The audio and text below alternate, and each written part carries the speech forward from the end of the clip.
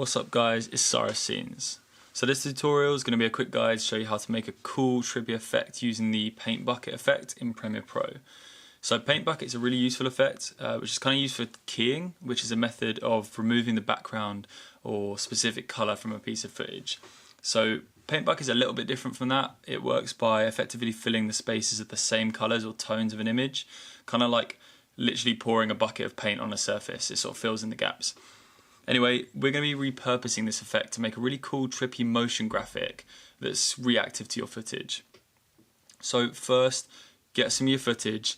Any footage will work. Kind of like I prefer to have maybe like a face of your subject, works really well. So I've got some random footage. Go to your effects tab and search paint bucket. Go ahead and drag that onto your footage in your sequence, and you can also select your sequence and double click on the paint bucket effect if that's how you'd normally do things. Then make sure you've clicked on your clip in the sequence, and then you can move over to the effect controls tab. You can see the paint bucket has already done something. The default red color has formed a sort of outline of the effects of the subject's head, and if I play it through, it already looks pretty cool. The subject isn't moving around, which helps. So the things you want to play around with are fill point, tolerance, color, and blending mode. The rest are really optional. It's quite an intense effect, so your sequence is if it's a little bit laggy, you can drop the playback resolution of your footage to a quarter, and you can just do that by right-clicking on your footage.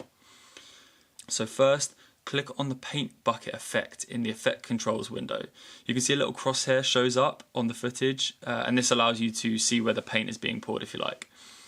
The fill point changes where the paint is being poured from, so if you can move that side to side or up and down, it will change the look. And the tolerance changes how much paint is being poured effectively. The colour is pretty self-explanatory, but the blending mode is where you can really make it look cool. So you can mess around with these, but I'm going to put it on colour dodge because I think that works really well.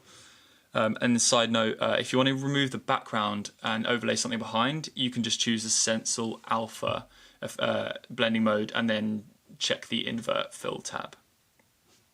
So now we understand how it works, let's apply it to our footage. So make sure you're starting at the beginning of your footage in the sequence.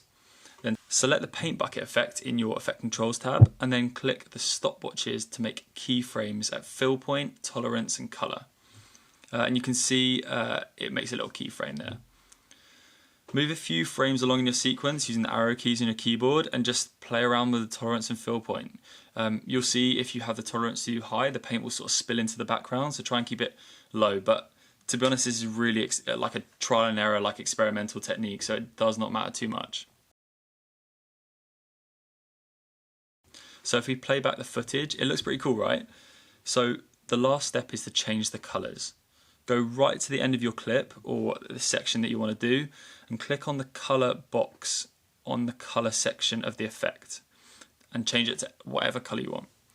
Now when you play it back, you'll get this dope like hue change which adds a little flair. And that's it. It's a really simple and unique effect to add something special to your videos.